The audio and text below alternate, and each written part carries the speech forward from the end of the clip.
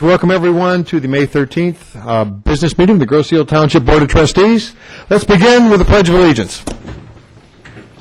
I pledge allegiance to the flag of the United States of America and to the republic for which it stands, one nation, under God, indivisible, with liberty and justice for all.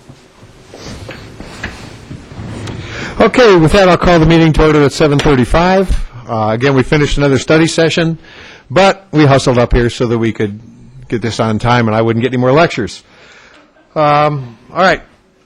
We had one presentation scheduled. I've added another one of, I think, of some immediate importance, and I've invited Molly Coy and Brian Kincaid, from DT, primarily the Trenton Channel Power Plant, and they're going to give us an update on some construction. So I'll invite Mrs. Coy and Mr. Kincaid to the microphone. I'll pass these out. And you can put one on the, if you set one right over that township seal, it'll project on that, on both of the overheads. And then there's a way you can zoom that in to fill the screen. If you go to that little panel, it should say zoom. Thank you, Mike.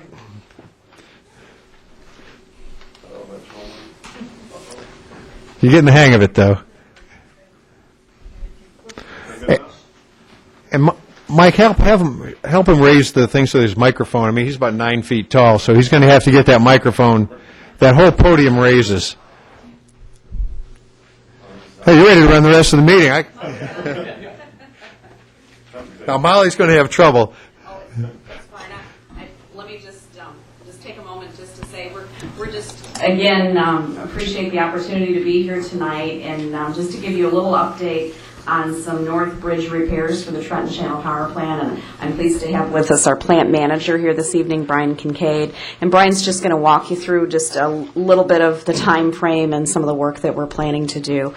Again, our effort is just to be here tonight and be proactive, letting you know what's going on. So thanks for your time. Yeah, thank you, Molly. One of the things we wanted to do that we're trying to do more of is, keep the community around us updated on what is going on at the facility. And one of the things that we do have, we've got quite a bit of construction coming up. And one of the things to prep for that is we are going to be replacing the decking on our main entrance bridge. So with that, we're going to have to close our main entrance entryway into the facility. And that's going to cause us to have to open up 2 additional entryways. One of those is for the employee parking, which will be our south entrance, which would still come off of West Jefferson. Right going along the main drive there, so just move it down a little south or closer actually to Solutia, that entrance. But the main impact is going to be, to Grosse Ile, would be the north entrance, which is a temporary entrance that we do currently have, that is just south of the bridge coming into it for Slocum Canal. And we are going to use that for our ash trucks coming in and out of the facility. It's about 15 trucks a day. And if I go to go into the overview that show up. Yeah, it's a little rough on the screen. Sort of. But that's our entryway now. If you drive by there, you'll see a gate where we've had that entryway open. I think several years ago it was open for a period of time for construction that was happening on site, and we're going to look at opening that up again for a period over the summer. We are looking at doing several things to help with traffic flow. Like I said, it's only about 15 trucks that come in and out, but we're going to look at the timing of that so that we can miss the morning rush hour and also end that earlier than typical from our truck movement so that we can miss the afternoon rush hour as well. The typical delivery is a Monday through Thursday time frame. There is some Fridays, so it's basically Monday through Friday. There is typically no weekend activity as far as from our ash hauling. But for the most part, it'll be strictly a Monday through Friday. The goal is to have it done by the end of July, but in the presentation that you'll see, it starts June. And actually, we've got it tabbed as through September 2013, ending at some point in September, and that's due to the unknown of weather, things of that nature that can impact when you're dealing with outside construction. We still also are finalizing permitting at this point in time with the DEQ and some Corps of Engineers as far as with soil erosion and that type thing, so that when we actually get it back and going, turn it back over to everybody, it's going to be a little bit better than before we started. So that's basically all we have, unless there's questions. Mr. Van Haas, Treasurer? Knowing that intersection right there, that Weston Parkway, which is already garbage, I'm pretty concerned about 15 trucks a day for a month and a half, 2 months, the additional weight load on that, really tearing that intersection up even more, if it's even possible to tear it up more without going to dirt. And I was just wondering if you guys had looked at that, or have you looked at that particular intersection and see how it's going to affect your truck traffic? We have. We also met, I guess what was about a month ago, with Wayne County Road Commission to work with them as well. So they're involved with it also to ensure that we don't do additional damage to that intersection. Right. And you're not talking about a lot of weight with the ash With hauling ash. trucks either. So Yeah, I might want to add, you did host a meeting, DTE hosted a meeting with several of the local communities and Wayne County, among the other safety issues, and a lot of good questions were brought up and answered. Among them, should we have an emergency response going across Grosse Ile Parkway, the county bridge, and on to West Jefferson? We have the ability to contact the security gate at that entrance who would stop a truck from pulling out and blocking it, so it shouldn't impact ambulance or fire and rescue or anything. So we've got that, that communication, and we'll have that capability. It was a pretty well thought out event, and plus you have to do it. So, I appreciate us bringing us in the loop right from the beginning. And again, all our questions were pretty much answered. So, just for the rest of you to plan around that, the boat launching early in the summer. This will be prior to. This is west of the entrance to the marina. Shouldn't impact that too much. This is right about, if you remember that picture in the camera with the coyote by the fence, the big coyote. This is just about the location of where that, if you haven't noticed the gate, that's where the gate is. And now it's pretty, you've cleared the approach to that, so it's pretty obvious where the trucks will be coming and going. Any board members have any questions for Mr. Malvesto? How many boats would you expect be coming in during that time, coal boats? as far as coal deliveries, Coal deliveries, yes. we will get a couple a month is what we're planning through the summer, so it's not a whole lot. We've started communicating. I know Molly's sending out updates to the townships. Yeah, you get pretty regular updates, for any activity. For Got the one month. today. Yeah, so those go out to, again, Grosse Ile, the city of Trenton, the fire chiefs, the police chiefs. And then this question is for you, but I'm going to direct it to Chief Murdoch. Approximately in the first quarter of the year, how many off-island ambulance runs have we had? I'm talking about were we going off the island with an ambulance? Okay, so it certainly is a concern on your part. But I hope the chief feels that we've been good in communication. Yeah. My only concern at that time is we have a lot of boat traffic hitting that marina during the summer months. The big problem is how they're going to stack up their trucks when they're coming in off of Jefferson and they hit that gate. If we have 3 or 4 trucks stacked up all the way back to Jefferson, along with boat traffic stuck in the center lane, there'll be a few problems. But nothing that we can't get over. It's just I want them to be concerned with how they stack their trucks down Jefferson. So. I can actually answer that one. Typically, most of the time, we've only got 3 trucks running. So you'll have typically one in the chute, one making an offload, and then one in transit. So very rarely will you see, you might see 2, but you wouldn't see more than 2 as far as for part of your stack up. You shouldn't see that. And I've got the ability to bring them on site quickly just by making that right-hand turn there to get them on site, get them out of the traffic, because that's the way we're going to look at setting up the gate in that area. So we're trying to be as least impactful to you guys as possible as we go through this upgrade. Okay. Other questions for Mr. Kincaid? I think you've thought this through pretty well. Thank you very much for your time. We appreciate it. And again, we're hoping for a quick process with the repair work, so hopefully we'll beat that September timeframe and just be a couple of months. So thank you. All right, thank you very much. And that's for everybody's planning purposes, and you'll know why the trucks are coming and going. Our next scheduled presentation, I'll invite Mrs. Frucci to the microphone.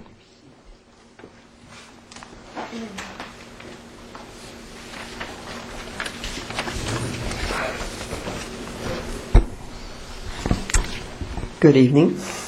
Okay.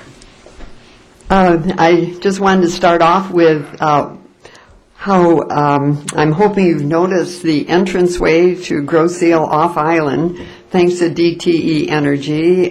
They paid for the directional sign and the large planter. And I was with Bert Urbani and another gal from DTE Energy, and we planted 100 daffodil bulbs that are now in bloom. And I think it makes a good first impression as you drive down Parkway to see the flowers and the trees that were planted. And Bert Urbani is getting a Green Leaders Award from the Free Press for all she's done environmentally for the area. What I would like to share with you is concern about kind of a blighted area once you get onto the island, and I'm sure you've noticed it. The proliferation of signage at Four Corners. And right now, they're just in-ground signs, but before too long, and there's a start on it, we've been, the beautification committee has been planting flowers and trees and kind of cleared that area of underbrush. And before the Island Fest, it's going to be more shrubs, more flowers, and a nice fourth corner to Four Corners. And it'll be an improvement to the Four Corners. The three of the Four Corners have been planted. Just a real quick history of community signboards.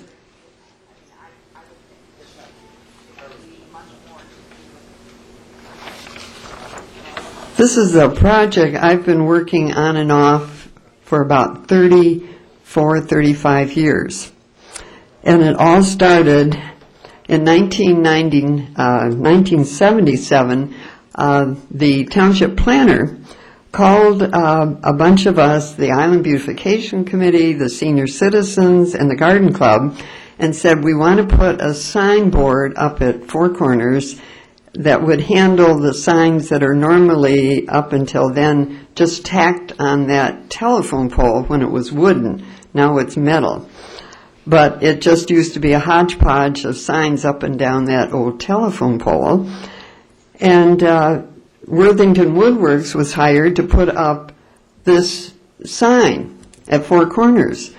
Well, we gave the planner a lot of ideas, and none of them were incorporated in the plan.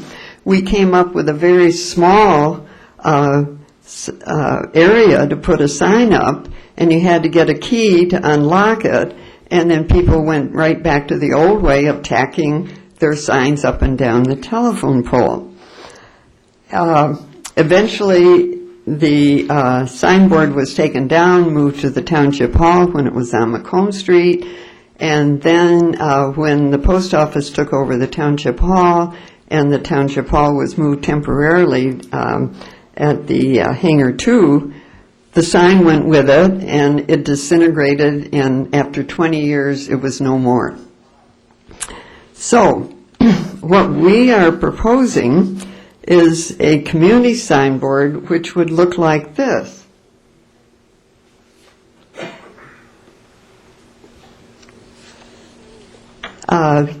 Designed by Townsend Neon, and it has the same look, wooden flavor that the open space signs have. And it would have a mesh background. with enough space so that those in-the-ground signs would be attached to the mesh, and it wouldn't be like a billboard, because once the event was over, the sign would come down and you could see the greenery behind the sign. So it's not going to be a massive signboard. It's going to be wooden framed with space for all those community signs that are now stuck in the ground at Four Corners. Townsend Neon's cost for this, we lost a donor, Dr. Joan Stryker, had offered $15,000 to build a signboard. And Dale remembers that we checked out multiple sites and couldn't find one. Time elapsed, and Dr. Stryker passed away, and her family decided that that's not how she would spend money. So Townsend Neon redesigned the sign, made it more basic, and we've gone to the Planning Commission, and we've checked with both chiefs at the Public Safety Building, Chief Porcerelli and Chief Murdoch, have okayed a location. It's not anywhere near the Public Safety Building, but it's between Four Corners and the parking lot for the Public Safety Building, that larger parking lot, with kind of a graveled area that you could pull off, and the bike trail is right there. It would have a green background, and it's not too far from another open space sign. And the cost would be about $8,000. They would deliver it and waive the erection costs, which would be $1,500, and I'm hoping we could find manpower here at the township to erect it. I've already been offered a $1,000 donation from a friend, which would get the price of the signboard down to $7,000, and I'm hoping that the township would find in a budget someplace for community improvement, blight removal, whatever label you want to give it, and we could put up, in place of these helter-skelter signs that are stuck in the ground in front of the last planting project on Four Corners, and put a community signboard up which would organize the signs, and I feel would be much more attractive than what we have now. And then along those same lines, I would definitely recommend an ordinance that no signs would be stuck in the ground, that once we provide a community signboard, we can get rid of that blighted look that we've experienced for so many years.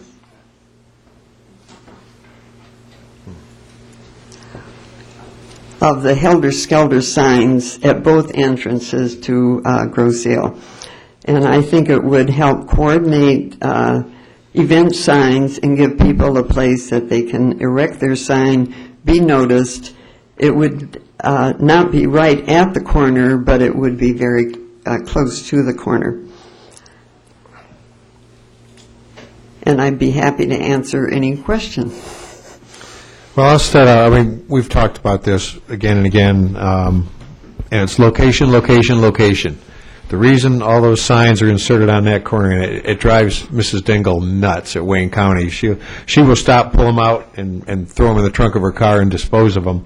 But it's Wayne County property, but it's the location. It's where people entering the island are going to look for information. If we want to send them down to Commerce Park, the sports fields for gyrus sign up or whatever, sport event, the sign needs to be there. And again, I don't know how to orchestrate that, because the other argument is people can't pull over, stop, and read the sign at the corner because we have no facility for doing that without blocking traffic. But if they've made the left turn, start heading north on Meridian to read that, then they're going to get upset. They're not going to want to turn around and go back. So I don't know, the market says has to go at Four Corners, because that's where people are going to look for it, but we don't have a way of putting it there. So, I like the looks of, I mean, we've talked about this, I like the appearance of this, I would like it better if it were landscaped around the base, but that would be easily done. I referenced the Grosse Ile Golf and Country Club, how they've put the landscaping blocks and put a flower bed underneath theirs, and that could easily be done with this, but it's that location issue, and again, you know, obviously there isn't an easy answer because it would have been done some time ago. But it's a mess. It's a mess right now, and hoping for a solution. We're figuring that it would be visible because the traffic is not going to move too fast because most of them will have stopped for the light. And the location that we're talking about is very close to Four Corners. It's not right at the corners because Wayne County turned us down for a signboard at Four Corners. And it wouldn't obstruct traffic. The chiefs are both comfortable with the location that we looked at. Well, other questions from the board? Pam, did you say you've taken this through the Planning Commission? Mm-hmm. That was my only question. Other questions? Yes. Oh. The signs that would be hung on the signboard, are you going to have a specified, a uniform size? Because what I can see, unless it's policed, I'm going to try to make my sign bigger than yours, and if I overlap, that's just too bad for you, right? Mm-hmm. And I can see that taking place. So are they going to be uniform size? What will the material be? Is it something that they could purchase from the township, have painted up and maintain it themselves? But I can just see conflict, one group trying to cover up the other group because... Outshout the other? Yeah, so it would have, I guess that would have to be part of the, if there was an ordinance, that would have to be part of it. And then perhaps in a way to help maintain it, the township could provide signboards for a certain cost, which would then assure that they do fit a uniform size, and they'd be more apt to keep them than let them hang around. Mm-hmm. They seem to be going more for the vinyl signs because they weather outside better, and they would have grommets in it, and they could be attached. But the ones that you see in the sample signboard, they're 36 by, I think it's 24, and most of the signs you see now stuck in the ground are about that size. It's just that they're right up on the shoulder, mm-hmm. as opposed to being back off the road. So, mm-hmm. Well, we'd have to establish some guidelines for because I'd be looking at that size of sign. I'd be looking at that frame picture of that bridge back there, and that'd be pretty pretty close to what you're talking about size wise.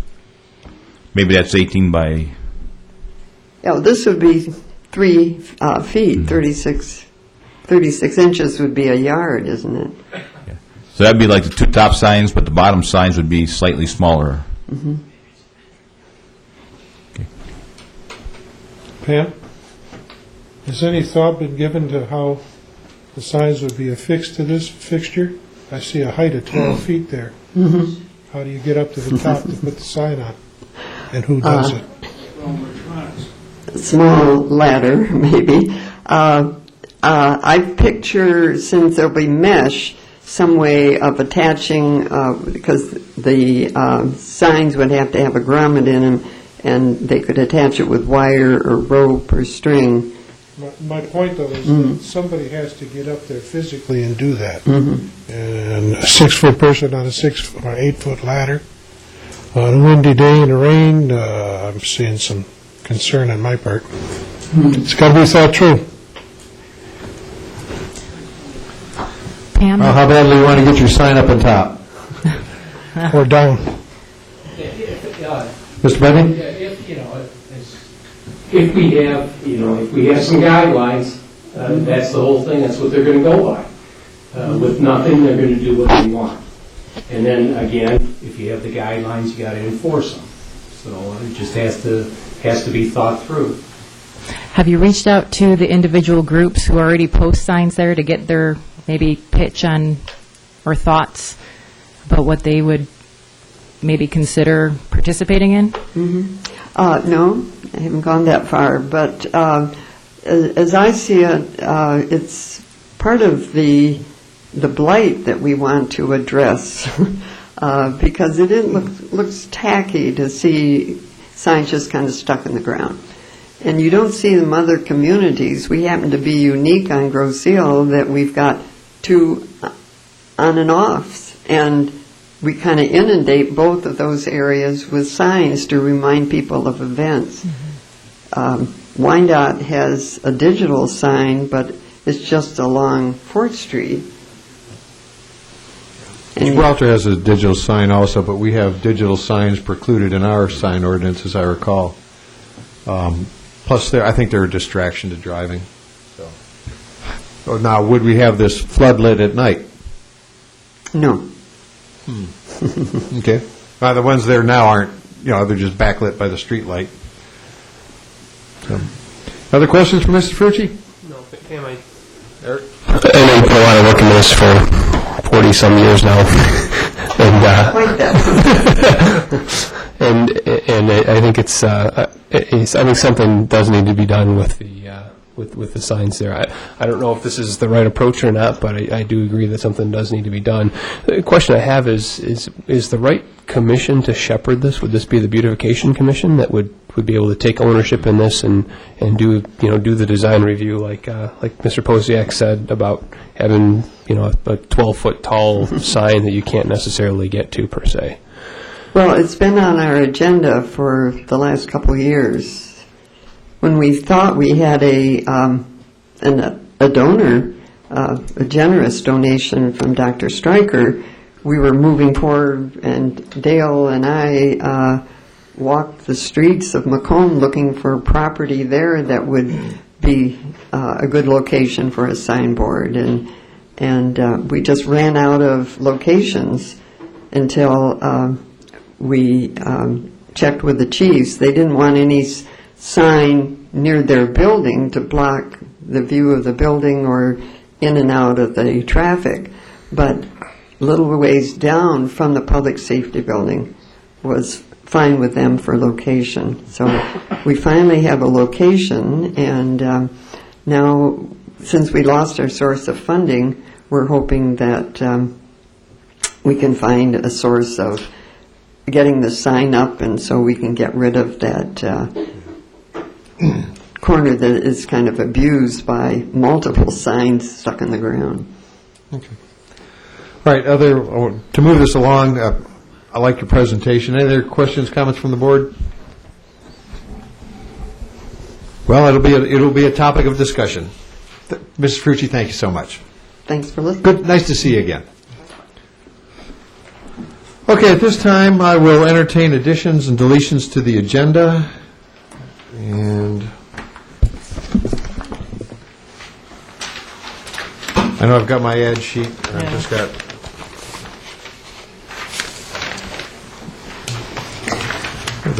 I found it. I'd like to make a motion to add the Island Fest fireworks permit approval. Second. Okay, have a motion from Trustee Smith and seconded by Clerk Ranka to add the Island Fest fireworks permit approval. Questions, comments among the board? Okay, with none offered, those in favor of adding action item number 5, the Island Fest fireworks permit approval, signify by saying aye. Aye. Okay, that will be added, and I would request a resolution to support the Tiger Grant for Allen Road grade separation. Second. Okay, thank you, Mr. Anka. This is a support, a no cost to Grosse Ile Township for a grade separation Allen Road going under the Canadian National Railway lines just north of Van Horn. Are there any questions from the board, comments? Would you like to explain what the Tiger Grant, the acronym, stands for? Transportation, I've got it written somewhere. Well, I looked it up, but if you know it off the top of your head. I wish I did. Okay, actually, I did print it out here. It's on my phone. Didn't do that on purpose, Mr. No, that's all right. I know I have it in the in my stack of stuff somewhere. I can't wait till we go to tablets, Eric. I've got papers from here to here. All right, give me just a second. Somebody stall for me. I do. We can always address it. do that later. Oh, no, At I the did action the time. item. I took the time of looking this up. Or somewhere. All right, I will admit defeat. I don't have it in front of me, but anyway, I'll call it up on my cell phone somewhere. I will stand in the corner. But no, it's a short comment. I know I looked it up, and I just don't seem to have it, so my mistake, but I will beg your forgiveness, but I would like, is there any other questions I can't answer? Give me a minute. All right. All right, with that behind us, those in favor of adding the resolution as action item 6, please signify by saying aye. Aye. Opposed? Thank you. That will be, please add that as action item number 6 then to the action items. But at this point, I'll open up to public comment on agenda items, including the 2 new agenda items. So from the audience, public comment on the agenda items. All right, with none offered, we'll move to the consent agenda. Mr. Supervisor, I'd like to make a motion to approve consent agenda 13-061, which includes the approval of the minutes of the April 22nd, 2013 regular meeting, the approval of the check register dated May 10th, 2013, and the approval to process and distribute payment through June 10th, 2013. Support. Okay, moved by Treasurer Van Ossen, seconded by Clerk Ranka. The dates are extended a little bit because this will be the only May business meeting. So, questions, comments among the board? All right, with none offered, those in favor of approving the consent agenda as published signify by saying aye. Aye. Opposed? None offered, the consent agenda stands approved. We will then move into action items. And I will, as it's an assessment issue, I will introduce the first.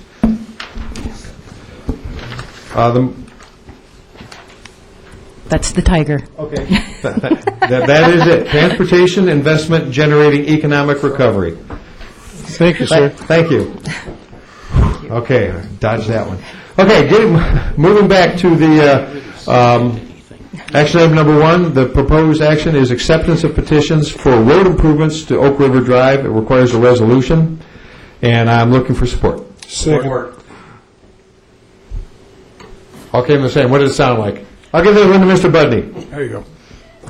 Okay, it's an extended process to set up a special assessment district, and this is just phase 1, acceptance of the signatures of over 60% of the property owners on Oak River Drive. I'll read the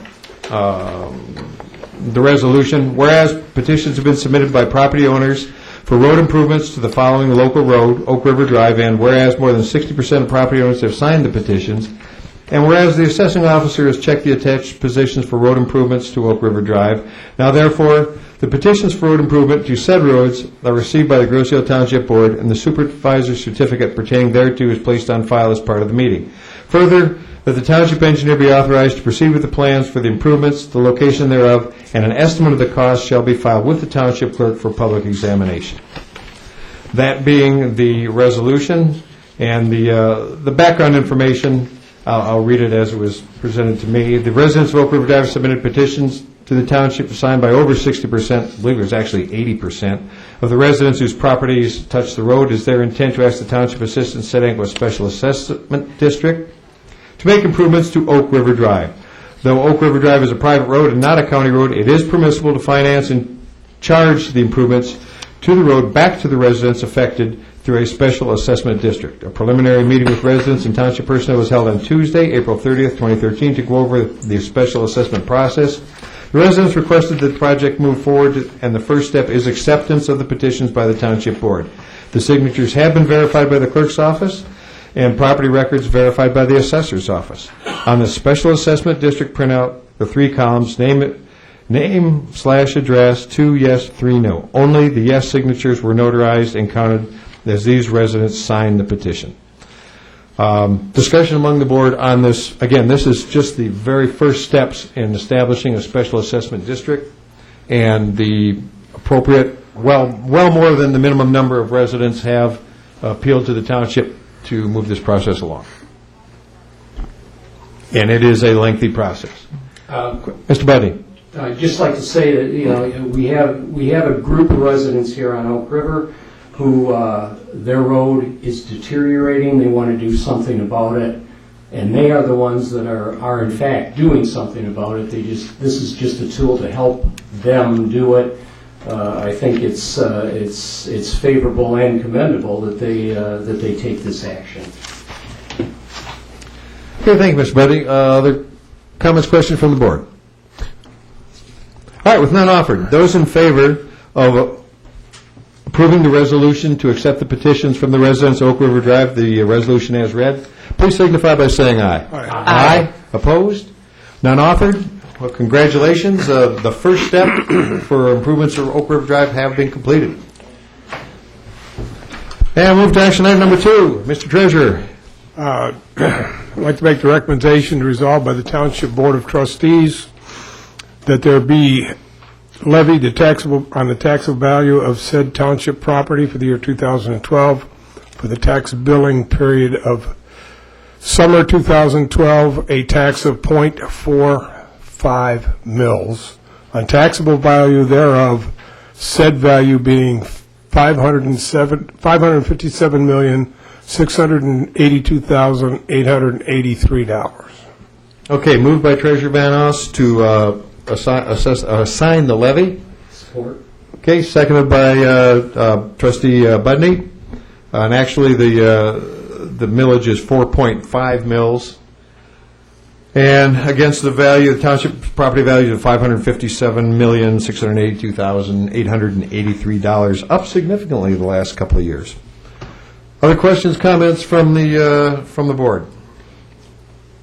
Background, if there's any more you want to cover, we've been doing this as part of the... Basically, this is the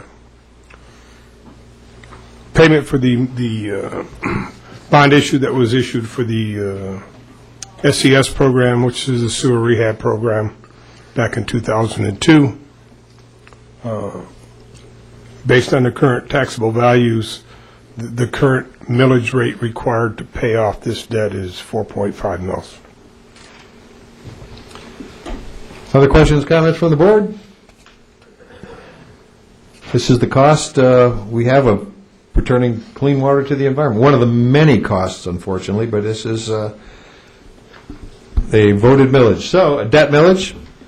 With no further questions, comments, those in favor of approving the levy signify by saying aye. Aye. Opposed? None offered? So it will be levied. Okay, moving to action item number 3. A resolution to approve the 33rd Judicial District Court 2012 financial report. Support. Okay, second. Thank you, Mr. Treasurer. It's a short resolution. I was there for the audit and the report. Whereas the governing body for the Township of Grosse Ile has received and reviewed the annual financial report submitted by Plant Moran PLLC for the 33rd District Court for the year ending December 31st, 2012. Now, therefore, the Township of Grosse Ile hereby resolved that the annual financial report be accepted and submitted. Any questions or comments from the board? Part of the cost of doing business and being one of 7 communities that support the 33rd District. With no questions or comments, those in favor of approving the financial report for the calendar year 2012 signify by saying aye. Aye. Opposed? None offered. It is accepted. Moving to number 4, Mr. Ranka. Mr. Supervisor, I move to approve the purchase of an email server and archiving system from the Cygnus Systems at the total purchase price of $19,721.99, which includes the Microsoft email server operating system, licensing, and Microsoft Exchange mail server deployment. Funds to be distributed from the following 2013-2014 general fund budget line item. Network and computer maintenance 1010-895-986.003. line itemed out. Email archiving Barracuda ARCH 151 TB mirror with 1-year warranty, $7,599. Microsoft operating system licensing 84 users under a single domain, $5,872.99. And Microsoft Exchange mail server development, quantity of 50 at $125 each, $6,250, for a total of $19,721.99. Support. I'll second that. All right, second, Mrs. Smith beat you, seconded by trustee Smith. So a little bit of background on this. Right now, email for the township board is handled on their own email accounts. Email for the township employees is handled on a server that the township has right now. So the township officials essentially have, it's very difficult to archive and to retrieve emails from the township trustees. So really this gets us into to an email archiving system that is both searchable and archivable. The other option would have been to have this data stored in the cloud, which is basically an off-site email hosting service, but would have cost roughly $7,000 per year. So the 5-year total cost, which is about the life expectancy of this, is significantly cheaper for us to purchase it by ourselves and have it on site. Any other, I mean, this was the topic of our study session. I know Clerk Rank has been working on this for some time. And I'm just tickled. I'm really pleased that we're making progress on this. It's been we've all had, because we couldn't remotely access the township email, we had all set up our private emails account through various Gmail, Yahoo, all the other ones out there, and it worked, but it's not at the professional level. And it was the archiving relied on basically the honor system or subpoenas. And I don't think either one would be acceptable for running a professional township. This brings it into a government-provided, government-controlled archive system, and I'm really pleased to see the progress made on this. It will avoid FOIA hang-ups, loss of data.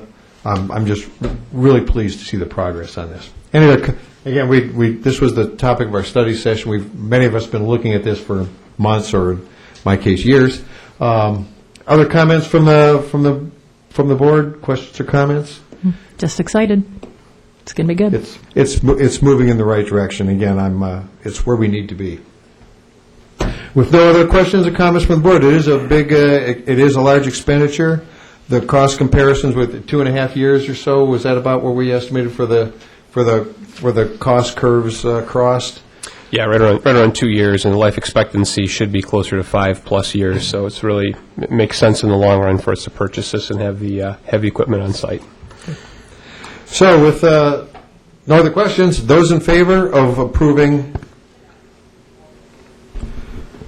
the purchase, we had one of two motions, but it's the purchase that was read by the clerk, the email server and archiving system for the total cost of $19,721.99, signify by saying aye. Aye. Opposed? None offered. And once again, well done.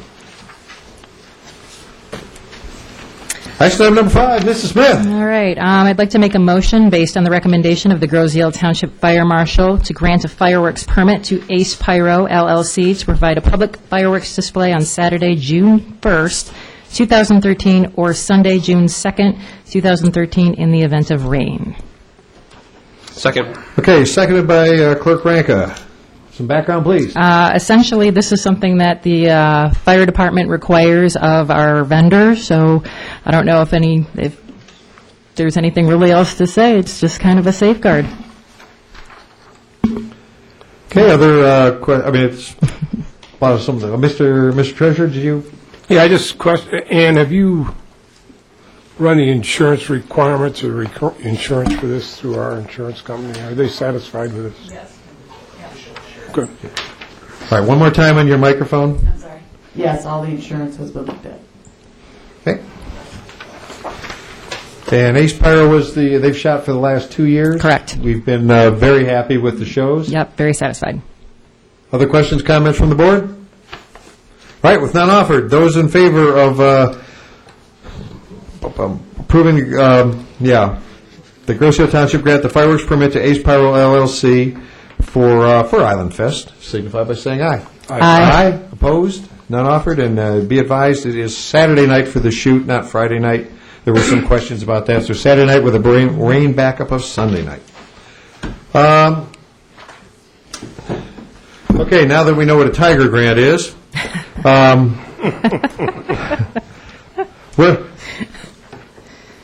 would move that Grosse Ile Township Board of Trustees support the resolution of support for a Tiger Grant to Wayne County to provide additional funding for construction of a grade separation on Allen Road. Support. All of us. Okay, we'll do that one to Mr. President. They're all sick of waiting for trains. As are we all. This has been the topic of several extended meetings. The short background is that a federal earmark exists to construct a grade separation between the Canadian National Railroad tracks and Allen Road, just north of Van Horn Road in the city of Woodhaven. Increased traffic both on Allen Road and the tracks has generated significant delays to passenger, commercial, and emergency vehicles at and near the current crossing. This grade separation will be fully funded by earmark funds, the requested Tiger Grant, and matching funds from Wayne County, the city of Woodhaven, and the Canadian National Railroad. And I will read the resolution that was actually proofed by Wayne County and a couple of minor mods, so they're happy with this. But anyway, whereas many Grosse Ile residents rely on Allen Road for day-to-day travel activities, and whereas the Canadian National Railroad crossing of Allen Road north of Van Horn Road often leads to unpredictable delays to travel on Allen Road, and whereas rail traffic is increasing on these tracks, generating travel and safety concerns for Grosse Ile residents using Allen Road, and whereas federal earmark monies exist to construct a grade separation between the Canadian National Railroad and Allen Road, and whereas Wayne County, the city of Woodhaven, and the Canadian National Railroad will contribute all necessary matching funds to complete this project, now therefore be it resolved that the Grosse Ile Township Board of Trustees does hereby support Wayne County in their request for a Tiger Grant for funds to complete the grade separation between the Canadian National Railroad tracks and Allen Road in the city of Woodhaven. Again, we had a couple of meetings with hosted by Mayor Odette from Woodhaven, with representatives from Congressman Dingell's office, Congressman Conyers, county commissioners, well attended, how to make this happen, and where the funds were going to come from. The original earmark still exists at about $9.6 million. Estimates as to the total cost will come out of engineering somewhere in the $25 to $30 million range. The Tiger Grant with the matching funds from Wayne County, Woodhaven, and Canadian National. And believe me, Canadian National really wants this to happen too, because safety is obviously among their concerns. That's a very busy crossing. So there would be no out-of-pocket cost to Grosse Ile Township, but to get the Tiger Grant, affected communities need to support the project, and it will move through. It has a much better chance of passing. So that's the purpose of this. And it came up quickly. It was at the DCC meeting, Downriver Community Conference meeting Thursday night, and we got to have a resolution. I mean, it was Mrs. Dingell, Cindy Dingell. We need a resolution to get this to happen. Well, I got a board meeting Monday night. I'll be first. So that's where we are. Any questions, comments from the board? Mr. Supervisor, Mr. will this crossing be over or under? The road would go, Allen Road would go under the railroad tracks. And length of the project, projected length of the project? It's going to be a long one. I had maybe not that long, but I heard estimates of I want to say it was a 2-year project. It was going to be a long one. Well, I'm going from memory because a lot has transpired since the first meeting, and some of the stuff we had more or less agreed on at that time has changed. But it's going to be an involved project. There are a lot of utilities that follow that Allen Road easement, north-south, and it's easier to make automobiles take the grade, the elevation change, than to make the train take it. So that's why it's planned to go under. Thank you. Mr. Treasurer. I don't believe I can't imagine how they're going to accomplish this. Been in a couple locations where they've done these underpasses, and don't know where they're going to get the area to do this, but if they think I know it hasn't been engineered yet, but that is a pretty short distance from that intersection to where those railroad tracks are. And unless they're going to relocate the intersection, and I don't know where they'd put it, I look for this to be quite a project.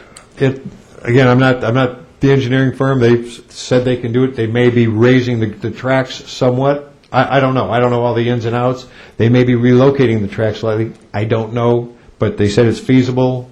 The dollar amount keeps changing, but I'd sure like to. I think all of us have sat there and watched the train stop, back up, creep forward, back up, miss an appointment, miss a doctor's appointment, have to pay a babysitter a lot more. So, and it's a primary safety concern for the city of Woodhaven when they're trying to get down Allen Road their ambulances down to South Shore Hospital, or us too when traffic is backed up, or depending on how we access it. It's it's a serious impediment, and the rail travel, while the economy is increasing, the rail travel on the Canadian National Tracks is increasing, somewhat 14 trains a day. That's a lot of time that intersection is tied up. So that's their proposed solution, and we can, again, we're just supporting it. We're not paying for it. So any other questions, comments from the board? All right, with none offered, those in favor of approving the support for the Tiger Grant, the Transportation Investment Generating Economic Recovery Grant for Wayne County, please signify by saying aye. Aye. Opposed? None offered? Thank you. We'll get that signed and over to Wayne County. And that concludes our action items tonight. Turn it over to Clerk's report. Clerk Rankin. Thank you, Mr. Supervisor. A couple items in the clerk's report. Number one was really the email archive system. There were, well, let me back up. There were a couple of initiatives that the clerk office wanted to undertake this year, one of which was to have our emails more professional and officially searchable and archivable. That took place just a few minutes ago when we approved the email archive system. The second initiative we're going under this year is to try and go to paperless packets. So typically, for a board meeting, there are packets that weigh, a little over a pound. By the time you get all of the paper in the packets, copied for all the township board, some of the staff members, and also out to some community members as well. So there's a big impact from a financial standpoint and from an ecological standpoint. So one of the things we're trying to do is go paperless. I'm actually going paperless tonight. I've got my own tablet, and I've got my packet basically on the tablet as a trial run. So one of the things, or one of the enablers for the paperless packets, if we choose to go there, and this will be the subject of an action item in the future, will be to select some type of a tablet or other mobile device so that the township board and the staff can have can go on the paperless packets as well. So I'm happy to say that the first trial run has gone fairly well tonight. No major issues, but a couple little things that we'll want to address. So from a paperless packet standpoint, again from a monetary standpoint, from a time in the office that the clerk's office has to do to prepare the paper packets, and then from an ecological standpoint, I think this is a good thing for us, as well as the supervisor had pointed out, also from an organizational standpoint. Standing up here, having all your papers all over the place versus having a tablet. So look forward to, within the next couple of meetings, some more movement on the paperless packets.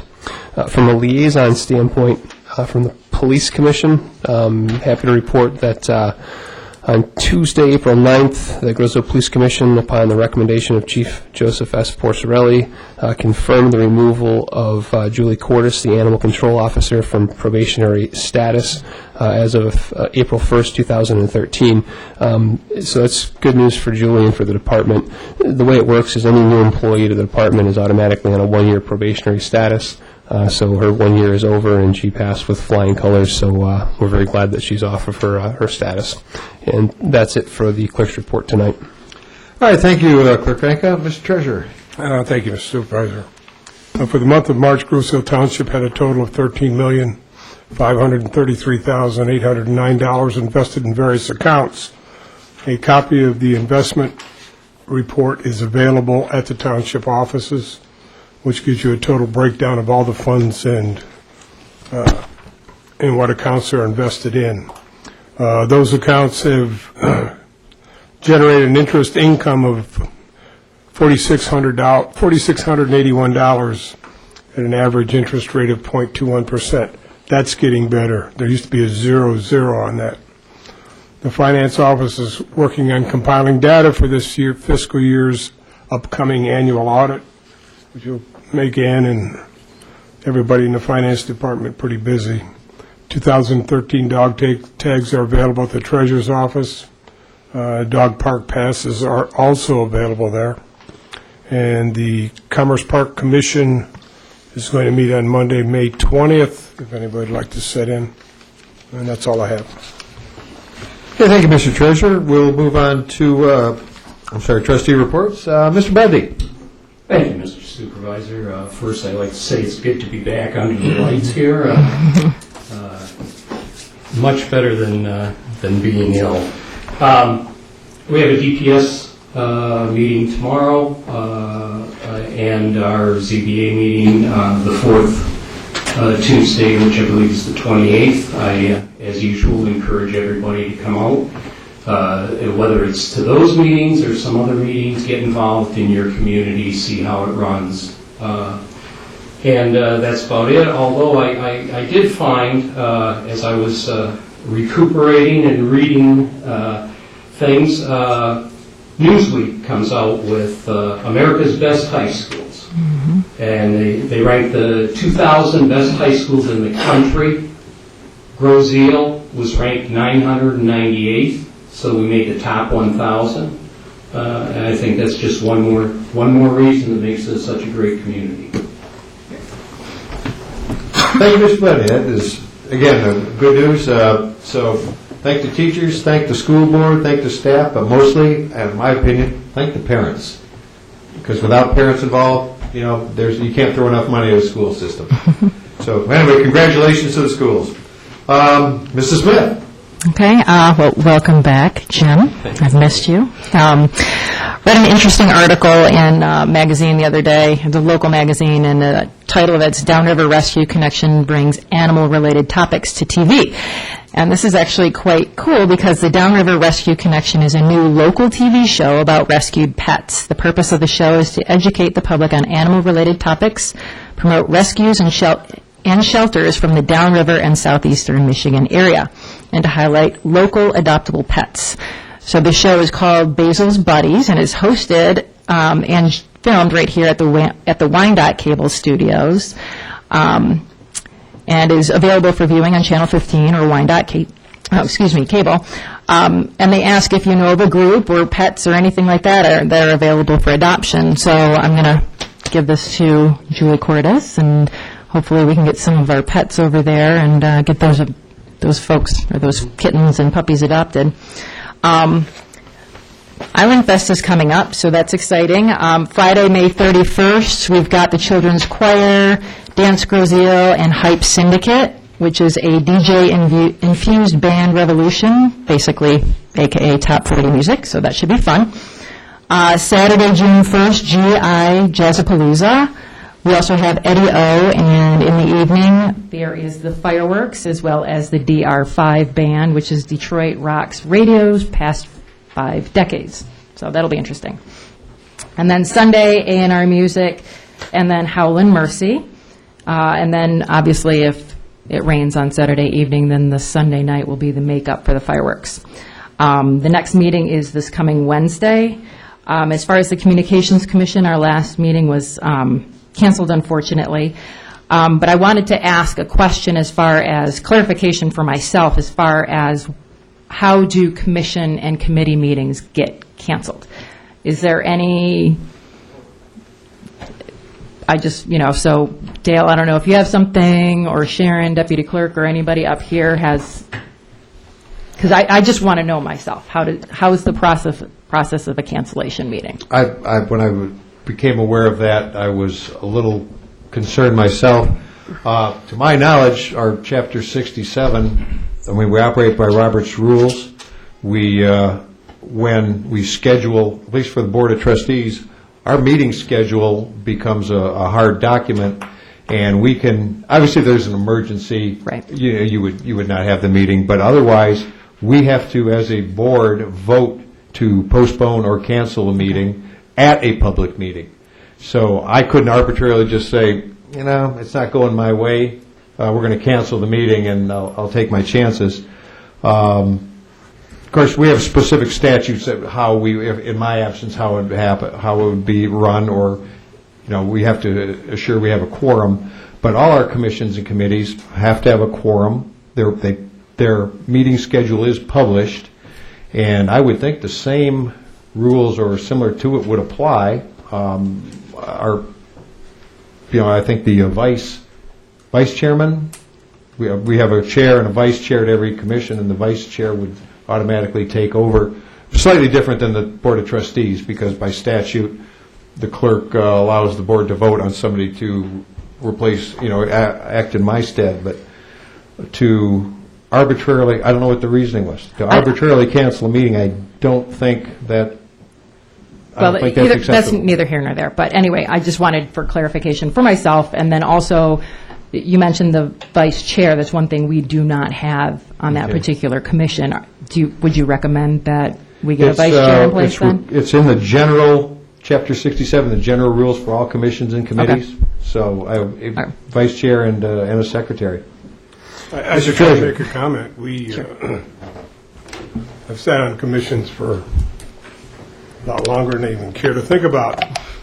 And it's usually an agreement between the liaison, the department head, and the chair of that particular commission, Okay. whether or not it's canceled. Secondly, if we've canceled a couple of our Airport Commerce Park meetings, because when your commission gets shorthanded and you can't seat a quorum, it doesn't make a lot of sense to bring everybody in there. Right. But in any event, it's always published. Okay. So it needs to be, if you have a regularly scheduled meeting, like DPS is every second Tuesday, if that meeting is going to get canceled, you need to put that out. Yeah, the notification was on the taken air. care of, so that was good. Lauren, I just might add that some of the commissions have bylaws as well that may supersede the commissions. I know that particular commission's a new one, so I'm not sure if the bylaws are as established, but that's another place to check. Yeah, I Not- didn't Not see only for the anything in there. cancellation policy, but also if you want to add a vice chair or something like that, that's Okay. Can where I- to do it. Great. I'll recommend that for them. Can I ask you a question? Ms. Prozias. You said the meeting was canceled. Mm-hmm. Who canceled it and how did you find out about it? An email was distributed by the chair. Okay, no reason given. Unforeseen circumstances. Understand. We have work to do. So I just wanted clarification. Okay. Well, I want to put a clarification out to our Chapter 67, our general ordinance that covers commissions and committees is controlling unless, it's controlling, and the commissions, committees can have bylaws that operate under that, but I don't see position for an exemption unless it's in the guidelines for a particular, and particular commission committee may get an exemption, but we adopted Robert's rules for all the commissions, committees. The general guidelines are not that specific, but they want you to have a vice to fill in for the chair if the chair is absent, and a secretary, and have regularly scheduled meetings and follow Robert's rules. Okay. So, Good answer. anything else? Yep. We have work to do. Other Thanks. questions? That's Comments? it. That finishes my That report. I'm finished? sorry. All right. No, it's we're just doing business better all the time, I hope. Mr. Marvesto. Excuse me. Thank you, Mr. Supervisor. Every meeting, you always talk about different activities that are going on. So as far as the rec department goes, I don't have anything to offer. We had our fire department meeting on the 9th. Quite a bit of information was shared with us. I'm not going to take away Chief Murdoch's thunder, but our next meeting is going to be June 11th. Just a heads up, we're going on to the 70th anniversary of the Grosse Ile Volunteer Fire Department. There'll be more coming up on that, but it's a record to be proud of. Additionally, we're going on for the first quarter of this year, 200 calls that our volunteer fire department, either fire or rescue, has made in the first quarter. That gives us if we continue on this direction, it'll be over 800 calls that they'll have made over the coming year. The fire department, the Grosse Ile Volunteer Fire Department, was represented at the funeral. I have a memo from the governor I'd like to read. Governor Rick Snyder has ordered that all U.S. flags be lowered to half-staff within the state capitol complex and at state buildings, grounds, and facilities throughout Michigan in honor of Brian Wilkie, a Westland firefighter who was killed on May 8th. Wilkie, 29, of Dearborn, died from injuries sustained while fighting a strip mall fire in Westland. On behalf of the entire state, I'd like to extend my sincere condolences to Brian's family, Snyder said. Brian is an example of the brave men and women who protect our communities every day, and his tragic loss is a painful reminder of the risks they endure to keep us safe. Wilkie is survived by his wife, Jennifer, and his daughter, Ava. It's a terrible loss. Chief, any? If we can have a moment of silence, that'd be great. So moved.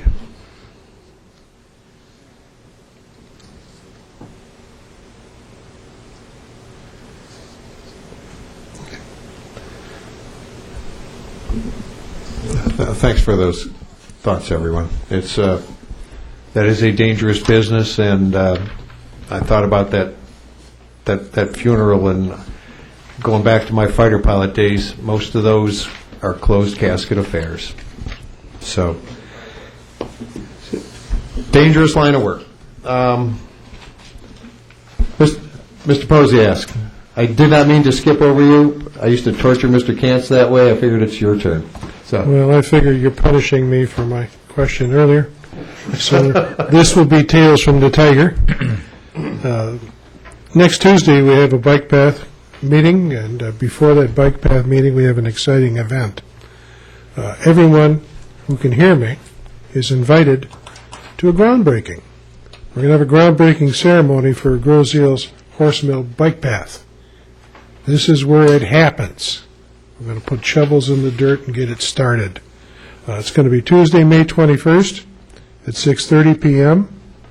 It's at the intersection of Horse Mill and Thoroughfare, right by the Nature Sanctuary. Anyone in the township, especially all of us who sit on this side of this board, and anyone on that side of the cameras are also invited. This is the newest trail. This was a really, really concerted, long-term effort. I'm very, very proud of everybody who was involved over several years on this. It would be nice to see a lot of smiling faces watch those first shovels. So please, if you have the time, come to the groundbreaking, and then afterward come to the bike path meeting. It's this is an energetic bunch, and I'm very, very careful to say that just that. This is like riding a wild bronco. They are really, really go-getters. And every one of them. You mentioned Island Fest. I must mention you, my favorite committee, my favorite organization, the Knights of Columbus. Again, are going to present a steak dinner on Friday night and Saturday night, and pancake breakfasts on Saturday morning and Sunday morning. I ordered the steaks today. I got them promised to be very, very tender and very, very large. So if you want a good steak dinner, and if you want Mickey Mouse pancakes the next day, we'll pour those for you too. But please come on down and join the festivities and have your dinners and lunches there. Everything that the Knights of Columbus does with any proceeds goes to local charities, so it helps us too. Our joint meeting between the Bike Path Committee and the Open Space Committee was rather successful. We opened up some avenues of discussion. We've got a lot of common ground. There's a lot of enthusiasm to work on. And it all boils down to using good communication to those who might select Grosse Ile as home. These are selling points for our community. These bike paths and these trails in this open space are things that people look for when they're buying a home. We got to get our light out from under the bushel and lit up light. Let's continue to work that way. And the last, but certainly not least, I will not take away any thunder from my friend Mr. Clark in the audience, because he does a wonderful job of telling you about dump the junk. And can we wait, or shall we bring Woody up now? I'd allow him to be my subcontractor for the rest of Mr. it. Clark, would you like to announce, because if you didn't do it and Mr. Pozas didn't announce it, I was going to announce it, so... I'm going to read you what the deal's. Did you write that, Woody? No. No. Open Space Greenways Committee sponsoring Dump the Junk. Find the treasure event 9 a.m. to 4 p.m. May 18th and 19th. Department Public Services on Grove Road. Large trash receptacles will be available for residents to dispose items that cannot be picked up through the normal curbside program, such as large furniture, large logs, shrubs. Used passengers and small truck tires will be accepted, and the receptacles will be dedicated to the metal items and to be melted down. And all the area are dedicated items that can be reused, and others, such as furniture, bicycles, others items is good shape. If possible, reusable items can be dropped off early May 18th through displayed both days. Items that cannot be accepted include hazardous waste materials such as the chemicals or oils, liquid, paints, batteries, computers, TVs, electronic equipment, propane gas, any other containing freon, broken cement, and bricks. And let's see what else I got.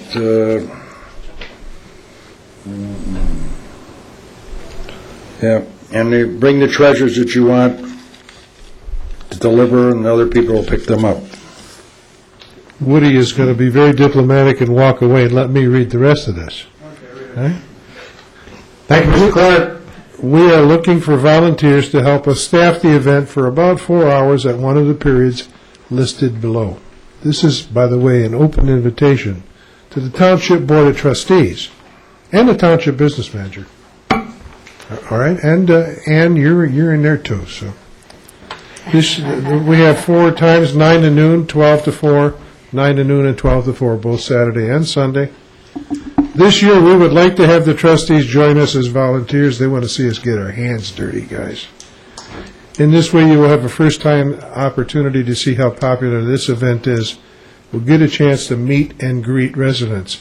Please consider volunteering to staff one or more of the periods by simply emailing by Wednesday, May 15th at one of the addresses listed below and indicating which time and date you will be willing to help.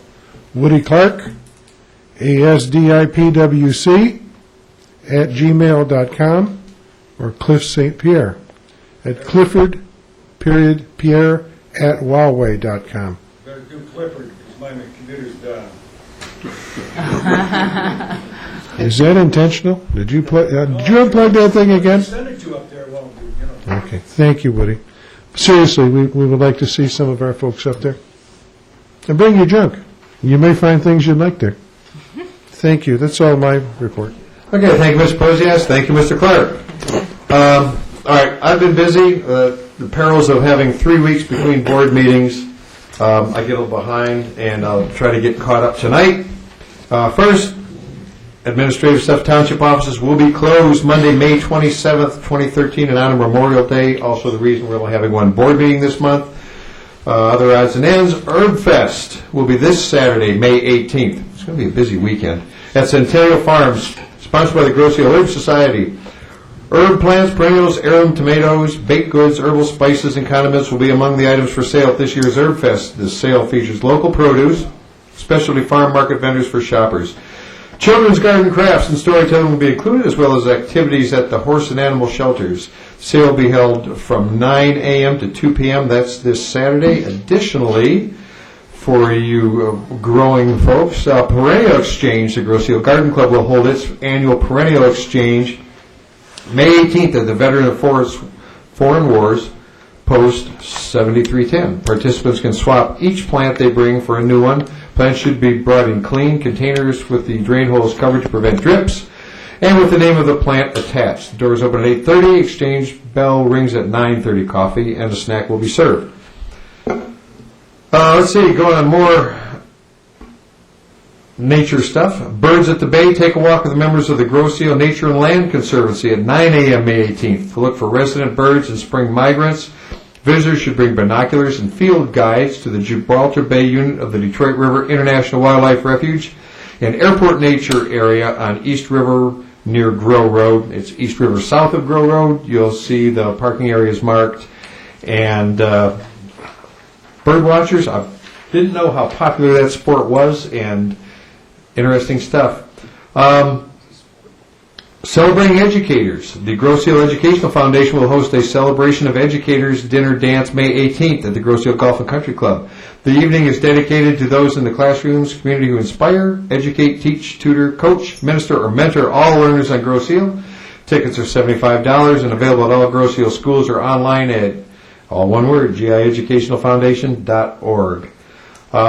As we said earlier, Island Fest, May 31st, June 1st and 2nd. The parade is Saturday morning. Everybody on Grosse Ile is either in the parade or watching the parade. It'll be great fun. And again, fireworks Saturday night. Some of our airport advisory, one of them anyway, has arranged for a Cirrus aircraft fly-in for the weekend. So really neat airplanes. If you're interested in seeing what the latest in general aviation has to offer, walk around the ramp on the airport. I've given away 10 decoys now for the Grosse Ile Alliance for the Arts. They're Just Ducky contest, and it's Friday, Saturday, and Sunday. Flyers are available in the back of the room. The Alliance for the Arts is calling for entries for 2 art shows during Island Fest weekend, and it's the Just Ducky is this year's creative artistic featuring duck art created by mostly my decoys, and includes a juried wildlife and landscape fine art show. It'll be on the Commons Friday and then moves to the hangar on Saturday and Sunday. GrosseIleArts.org or opgrosseile.org for details on this. Island Roadrunners. I said it's a busy weekend. Island group that continues to promote walking and running, and they're the guys in the spandex and the bright clothes. They're serious about this. We were holding their 30-year-old annual Memorial Day run. The group's only fundraiser. The event includes a 5-kilometer run walk and an 8-kilometer run. The entry fee is $25 paid by May 18th, $30 from May 20th to 25th, so sign up early, $35 on race day. Registration packets are available from May 20th to 25th at Total Runner, 15265 Dix Toledo and Southgate. Online registration, active.com, islandroadrunners.com, and there's also, if you just want to get out and have fun, this is Memorial Day weekend, a free 1-mile fun run, shirt not included. I'm not sure how to read that. I guess a T-shirt is not, you do not get a ceremonial T-shirt. Don't read anything else into it. Starts at 8:30 a.m. on the high school track, no registration required. Once again, and I get a lot of calls on this, the garage sale, the Island-wide garage sale again, Friday and Saturday, August 23rd and 24th, 9 a.m. to 4 p.m. both days. Carol is taking sign-ups. That covers that page. Mrs. Frucci was in earlier, and I wanted to take a moment to, first of all, thank Grosse Ile Rotary Club, Ted Van Oss, for selecting Pam Frucci as the Rotary's Person of the Year. They held a wonderful recognition dinner for her at the Grosse Ile Yacht Club Thursday evening. About half the island was there, and Pam's daughter flew in from New York. Her family's there. It was a real nice evening, and it's just well done, the Grosse Ile Rotaries. Vesso's the Trenton Power Plant for your planning information. Again, I love working with DTE. They just keep us in the communication loop all the time now. So this Friday, May 17th, the vessel Manitowoc, Molly calls it a barge, whatever it is, it's going to cause the bridges to be closed to vehicular traffic. Its estimate estimated to reach the Trenton Channel Power Plant at 12:30 on Friday. So that will impact the Grosse Ile Toll Bridge sometime before 12:30, and they usually requires the bridge to be closed to vehicular traffic for anywhere from 20 minutes to half an hour. These are done slowly and carefully. The next vessel will be on May 25th. We won't have another board meeting before then, so May 25th, 0700, that's Saturday morning. It'll be the vessel Manistee, again going to the Trenton, delivering coal to the Trenton Channel Power Plant. And the next proposed one is Tuesday, June 4th at 5 o'clock Tuesday morning. So again, there will be bridges closed to vehicular traffic. Try to get the updates to GI dispatch so they can get it out on GI radio. And we'll try to get this updated continually on the website for your planning purposes. Okay, again, since our last board meeting, I attended the Michigan Association of Township Supervisors Conference. I learned a lot, but I think what I can bring back is floodplain management and flood insurance, ways to avoid that nasty many $100 addendum to your mortgage if you qualify, and there are ways you can make your house qualified if you're close. So if there's enough interest in that, let me know, and I'll have one of the experts come down from this engineering and surveying firm who can coach us on those of us who, in my case, because one corner of a deck on my house is within the shaded area called the floodplain, it cost me $900 a year, and I think with a chainsaw I could fix that. And with some creative planning, nobody would notice the difference. It's a lot of money, and it's every year, and it's not going down. The other thing we've been working on, I'm going to thank Mrs. Smith for basically spearheading the continuation of this, is community marketing. Mr. Posiask brought it up again. It's also expanded beyond our boundary. More communities are getting interested to the extent that Sandy Mull and the Southern Wayne County Regional Chamber are working on a regional marketing incentive. We had a couple of meetings on that. It's picking up, expanding on what we have worked on with the concept that the rising tide lifts all boats. Let's get people looking into this area, and then with enough information from this region, the 22 communities that compose the downriver region, they can pick the best of those communities, based on their needs. And if they want a safe community with good schools and water and bike trails, by golly, I think we got one for them. But just to get them looking, the resources that the Southern Wayne County Regional Chamber can bring far exceed what we can generate between the township and the schools. So it was a great opportunity. The last meeting was hosted by J.S. Vig, and one of the things we left there with was each community to comprise a list of the 10 best things about their community. So I'm asking you out there to let me know what the 10 things you like best about Grosse Ile Township, and we'll get those compiled and get them over to Sandy and get this part of the regional marketing. And unfortunately, I'm going to have to ask you for also, what are the 10 things you like the least about Grosse Ile Township? Because that tells me and the board the things we need to fix. So if we can fix those less than perfect things and advertise the great things about the community, we'll just all be in better shape. And my final comment, almost done, again, it gets back to the local community. It's Roberta Urbani. Pam Frucci mentioned she was listed in the Free Press's Green Leaders Award. And additionally, DTE Energy, right here, the Trenton Channel Power Plant, was listed as one of the areas, or Michigan's green leaders. Again, they work with us, they communicate with us, they're keeping their act rate, and I love working with them. That concludes, I think no stone left unturned, that concludes my report. I know I covered a lot. Thanks for listening. At this time, what did I not cover, Mr. William? Township Manager. Thank you, Mr. Supervisor. A few brief items. One that everyone forgot. This weekend, Saturday, is Grosse Ile Duathlon. This year it's hosted by different race organization, 3D disciplines, and we're just opening our doors for them. They are running the entire event.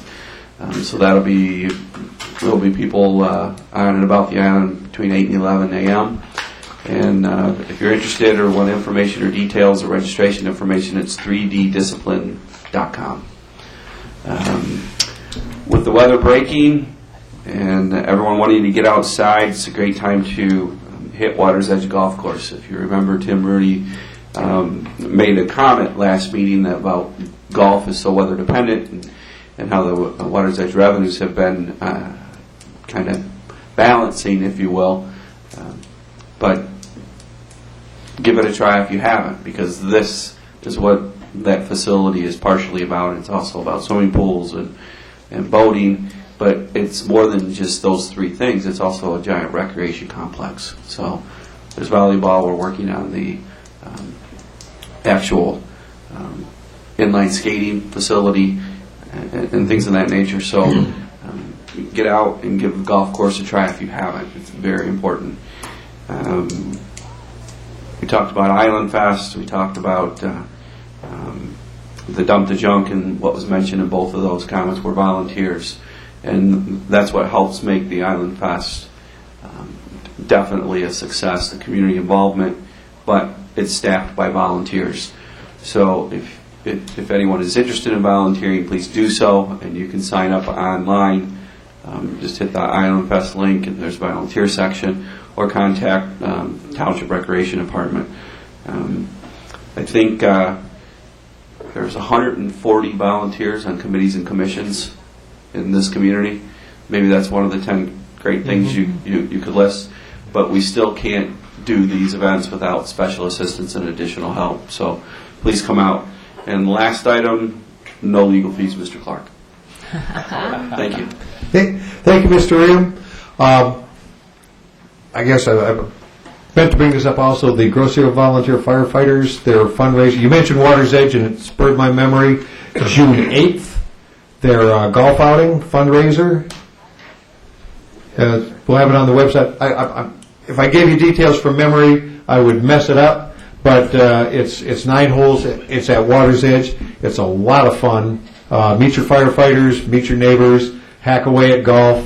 I don't think they kind of kept score last year, so but I think you can improve your position with.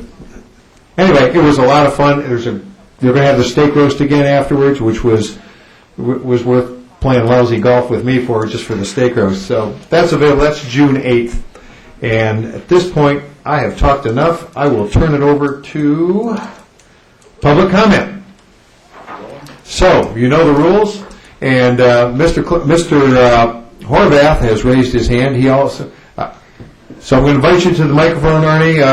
He called me prior to tonight's meeting with a heads-up warning. I have a couple questions to ask, and I will either try to answer them or point to the person who should be able to answer them. And introduce yourself. Mr. Horvath is the president of the Grosse-Ile Civic Association, and I'll try to answer your questions, Ernie. I'm going to direct these questions. The new rules are you have the questions written down to ask, and then I don't need answers tonight, but a reasonable time period. And you will respond how, in writing or a phone call, or how will you do that? If I get the questions in writing, I'll give you the answers in writing with time to thoroughly research them. Good. Ernie Horvath, Hickory Island. I did play the golf course today for the first time. I was in corporate meetings all morning, and today I feel that I played the golf course because I walked it. And did pretty good. It's a good course, and I've been here 35 years, and it's the first time I played it, and I recommend people do it. It's a good course. One of the questions is open space. These questions are basically can be used to help market Grosse-Ile if we get the answers. In our inventory of open space property, the land that we've already purchased and the land that's on the current list to be considered to be purchased, and this should be of concern to everyone living here, has it been checked for contamination and all environmental hazards? And the other question that was brought up to me by my neighborhood was, that should include Hickory Island, although it's no longer ours. Has it been checked for those two things? I'm working with the EPA on that, and they're going to try to define what they've done. Sugar Island. Yes, but I know some things that are of significant contaminating value can have effects on people's health have not been tested by the EPA for at least 50 years. And I want to look into that and get that done. It's a small cost to have it done. There's a group of people that also sent you 10 questions regarding the budget and financial questions. We'd just like to know when we can expect the answers, because we want to do a public forum. Because the meeting, your normal budget meeting, you don't have time to ask in-depth questions because you're trying to present a general picture of what's going on in the township. But we tried to get from professionals 10 concise questions that I think we could have answers to. And if those questions are answered, it's another way we could market Groseal, because then I could say we have this much cash, these are our assets, and this is our cash flow. And this is a 5-year projection of what you're looking at. Unfunded liabilities, if you move here, this is what you're looking at. And when people spend $200,000 to $300,000 for a home, they usually ask those questions. I know I did. I don't know if it's common knowledge, but I'll probably go to the DPS meeting tomorrow because I've been in hiding for quite a while. The $25.5 million budget, that's the total number, I think. Close. Is it true that $15 million of that is allocated to the DPS? No, the DPS line... These numbers are kind of flying around out there. It depends on how much, I guess it will depend, and we'll get together and go over those 10 questions. We'll pick a time. Okay. You and I will go through them. That one, that's a very broad scope. Do we include the 40 million sanitary sewer bond as part of DPS budget? We have to account for it, but it's, the payment comes due, we pay it out of tax revenue, so it's what we refer to as an in and out. But so it'd be difficult. That's kind of a fuzzy comparison, but we'll go through the budget line by line. It'd be a good idea to know what the percentage is, since I think at the DPS meeting they talked about spending $1 million for a study, if I heard that right. Maybe I was in error. No. No, I was in error. No, we've set aside $500,000, and that $500,000 basically, part of that would be a water evaluation study. But no, we didn't set aside those kind of dollars. Okay, and the last one. And we should all be concerned about it at every level, wherever you live. Of the estimated $2.9 trillion in pension shortfalls that this entire country faces on public sector pension plans. And this is generic. This is a rhetorical question. I don't expect you to have an answer, but we'll just ask the question. How could you expect the private sector to be responsible for contracts negotiated by elected officials who are bargaining with private sector dollars and not their own? This is at the very heart of the problem we now face as a country. I think Illinois is like $11 billion underwater in pensions. California leads the pack, New York, and I think Florida also. This all begins at the local level and works its way up. And if that's what the president thinks the redistribution of wealth is, then I recommend everyone go to work for the government. And at the federal level, right now, the unemployment rate in the Washington, D.C. sector, and they break everything down by sectors, and they have U through 6 unemployment rates. If you go to the BLS site, the unemployment rate in the Washington, D.C. area for government employees is 3.3%. So much for the redistribution of wealth. It's great if you're a public contractor or an employee, but I don't think the private sector can sustain this, and this is an issue that's going to be coming up for debate as it moves forward, and I think it should begin right here. And that's all I have, and thank you for listening to me. Thank you, Mr. Horvath. You will see some of this unfold as Emergency Manager Kevin Orr peels back that onion, which we call the City of Detroit's financing, and I plan to watch that closely and learn from it. Yes, I agree. Thank you. So, other comments from the public present? Mr. Clark.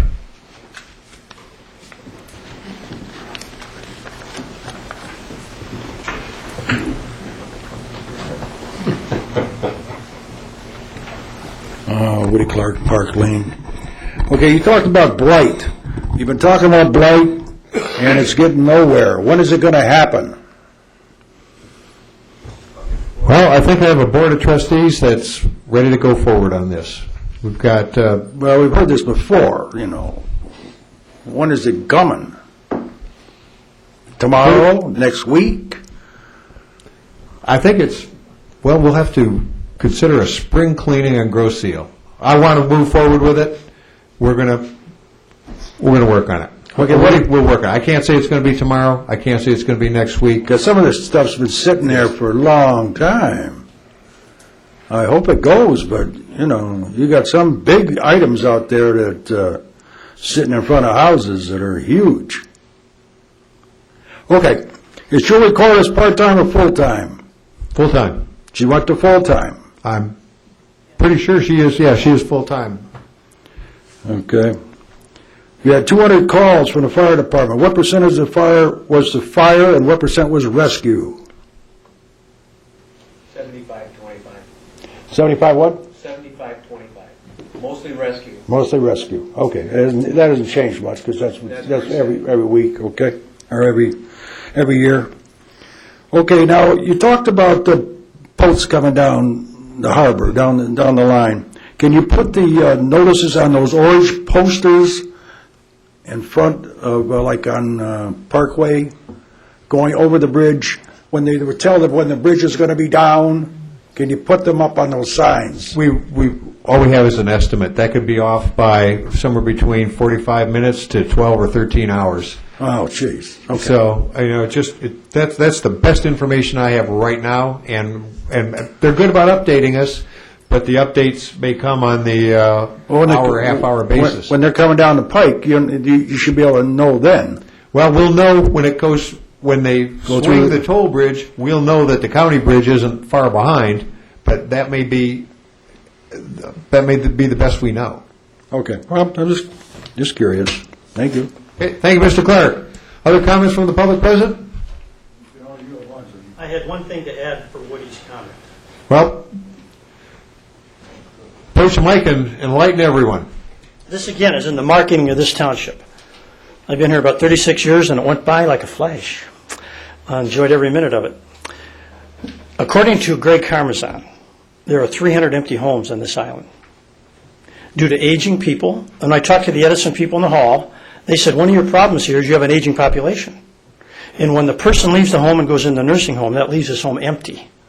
And if you drive around, you can see right through some of these homes with the picture window open and the back window open. You can see right there's no furniture. This is one of the things that Greg has been looking at. So that's a problem too, but that can be marketed. That can be changed because they could be bargains. Some of them are going back to banks. You should have a list where the people can take advantage of those. Right now, if I was going to look here for a home, I'd have nowhere to go. Where do I go? Those are private homes, private transactions. You have a bunch of realtors here on the island. That's the first place I'm going to go to find out how many empty homes there are, and the first place I will send customers to... I mean, if I call the township, is there someone can guide me? Because a lot of these deals are couched in a realtor's pocket, as we know. That's business. That's how it works. Those are private transactions. But we could have a list of them for people to drive around and show where they are. We could, but the realtors can do that better. Talk to a realtor and see what they offer you. Just try I will. Just try it and see what they say. Yeah. Right. Say you want to buy a foreclosed home or one that's going back to the bank and see how they guide you. Okay. Okay. Yep. Thank you. Thank you, Mr. Horvath. Last call. Comments from the public? With none offered, I will entertain a motion to adjourn. So moved. Moved by trustee James Budney. Support. Seconded by clerk Ranka. Those in favor signify by saying aye. Aye. Aye. Opposed, none offered. We do stand adjourned at 9:14 p.m. Thanks for coming, everybody. Have a nice, safe weekend coming up, and we'll see you at Island Fest.